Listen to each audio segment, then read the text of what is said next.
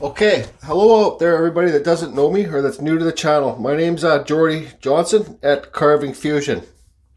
I'm basically known for my YouTube channel for carving wood spirits. Wood spirits are a thing that I just really love to carve, and I try to improve them every time I get the chance to carve. So this is going to be a video for the real beginning carvers. It's going to be a 3 or 4 part series on how to carve a wood spirit. It's a new year, so I thought new series. My carvings are improving, so I want to show everybody else the new steps that I'm making to make my wood spirits too. I want to say anybody can do this, guys. Anybody can do it. I can't draw worth I'm a terrible drawer. I'm not the best artist, and the wood spirits really work for me because I think they're really simple to do. And you start off, when you start doing them, they're very basic, and anybody, I'm telling you, you can do it. Okay, so let's get going on this video after this quick intro.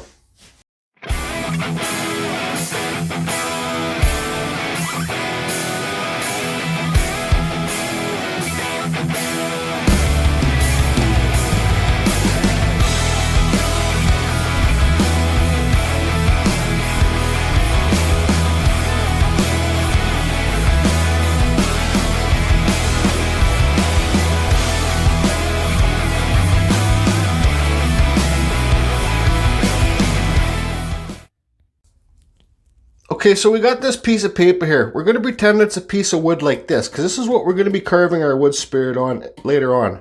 But this is a good formula, the formula that I always use to make my wood spirits, okay? It's a very simple formula, and I'm telling you guys, anybody can do it. I suggest when you're drawing on your wood, you use a pencil so you can erase the lines. But you're not going to be able to see my pencil marks in this video, so I'm going to use 2 different colors of pens, okay? The red pen is going to be my just sketching out pen, and then the black is going to be my final mark. And we got to pretend that we're doing this on a piece of wood. Okay? So let's start out with the red pen, okay? Let's do our center line here. As straight as you can make it. So now what I always do is on the piece of wood, I find where I want to put the nose. So I think probably I'm going to give this guy, this is going to be a full carve, this whole piece, guys, through these videos. So I'm going to give this guy a forehead and hair coming off here too. Anyways, so you got your center line here. Okay, then let's put our nose in. This will be where I'm going to place his nose on the wood. You guys can give him a longer nose. You can make it longer. You can make it skinnier, you can make it round, you can do anything you want to do. That's what's so cool about making the wood spirits, guys. It doesn't have to look anything. It's a wood spirit. Like, they can be whatever you want them to be. Okay, so there's his nose in place, okay? You know, I say in lots of my videos, when you make this nose, make sure this is the same width each side. I see this one's just a little bit bigger. This side's a little bit bigger, but that's no big deal, okay? Make the width the same and the pitch of the nose the same, okay? Like this, that's the pitch, okay? And also here, the bridge of the nose. Lots of my subscribers make this mistake. They draw it in too close to each other, okay? When they're drawing in the wood spirit, they don't leave that big gap there. When they draw it in there, okay?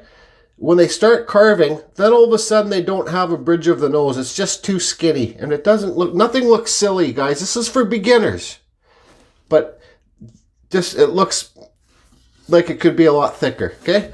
So we got our nose drawn in. Don't pay attention to these lines. That's why we got our black pen to go over our final. So this wood spirit on this piece is going to be curved this way. Actually, I'm just going to draw this straight on. Let's just keep it simple, guys. So here's one side of the mustache, okay, and here's the next side of the mustache. Same lengths. And then so let's do the inside of the mustache where the mouth will be. Okay. So it's not, see if it's not that perfect, no big deal. Because your lip will go in here later. So here's his eyes. I kind of like to slope mine down. Gives them the older look, okay? So we're just going to start off with that formula when we're carving. That's our formula, guys. Okay, so let's draw in our final lines.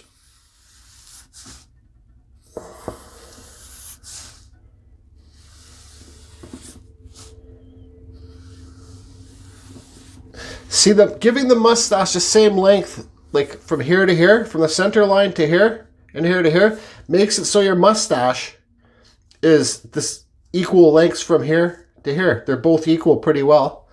Okay, so they're just doing our draft lines. Let's do our final lines now. Okay, make his eyebrows down here. There we go. There's our basic wood spirit. That's a template I always use, guys.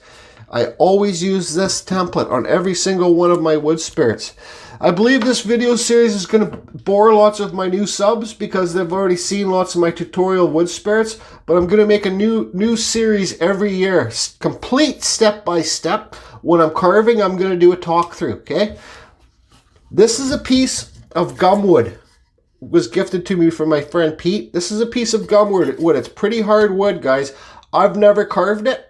Okay, I've never ever carved this wood, but I figure when I'm doing a tutorial, it's better for me to carve hardwood, because I can slow down on the carving and explain step by step. The harder the wood, the slower the carving is.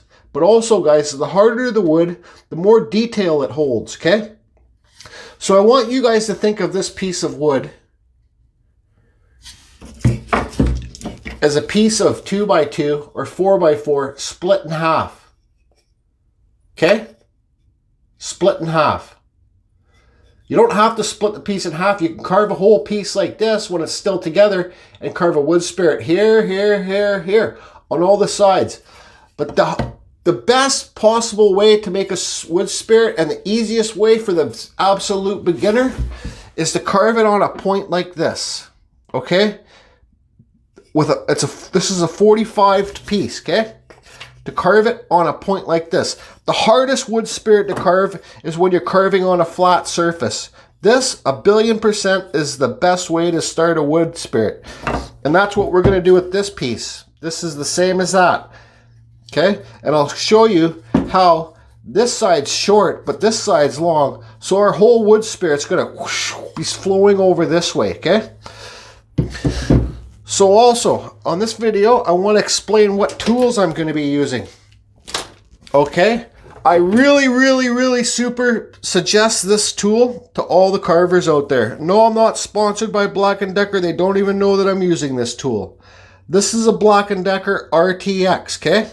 It's got 3 speeds, low, medium, high. Okay, I always leave mine on high speed.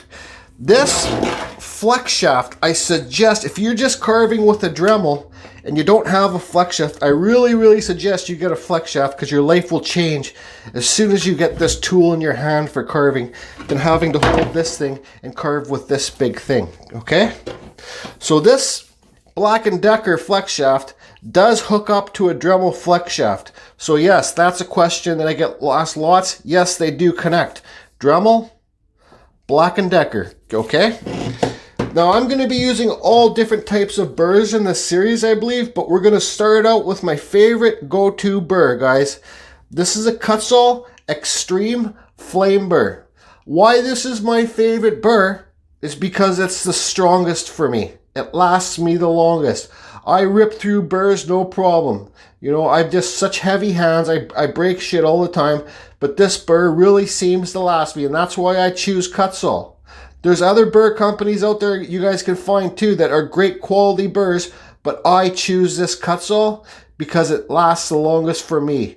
This is a Kutzall Extreme Flame Burr. You go to the description below, you can see the Kutzall site, go to the site, and if you want to buy a burr like this, use the code CFUSION, save yourself 5%. They got all different shapes and sorts of burrs here. This is a Kutzall burr here, brand new. This is a taper bit. This is good for doing eyeballs.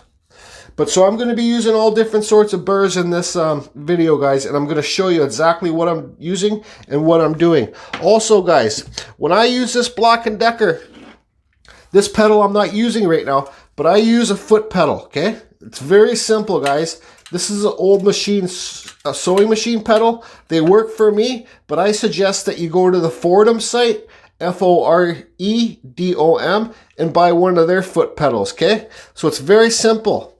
Your Dremel plugs into this. I'm not going to undo this cable, guys, but you see this is a plug-in. Your Dremel plugs into that. Then this plugs into the wall. Then you have full control of your Dremel or what tool that you're running with your foot. Okay, so you don't have to keep using your hand to turn it up and down, okay? So another thing I want to say too, I suggest when you hook this up to your foot pedal, you turn this on high speed and leave it on high speed and control the speed with your foot pedal. Because these tools do have a speed control in them, okay? They do have a speed control in them, like the foot pedal. So you don't want the two speed controls crossing with each other, if that makes sense to you. You want them just one speed control to be working, not both. Because if both work, that's a good way for you to mess up your RTX. I've been running this sucker steady for 2 months, and guys, I'm a heavy carver and I'm always carving. I really suggest this tool. I'll try and leave a link to it below. I'm an Amazon affiliate. I haven't really figured out how to hook it up and get it going, but if I do get that going in this video, which I probably won't, you know, if you buy this from that link that I give you, you're just helping out the channel to, and you know, like I'd probably make 20 cents. I don't know what I'd make, but you'd help buy me a coffee. Okay, and replace some of my tools and stuff like that, but I probably won't get that going. So anyways, I think that's good for the first video. We've gone over the basics, and the next video is applying this to the wood, and well, start carving.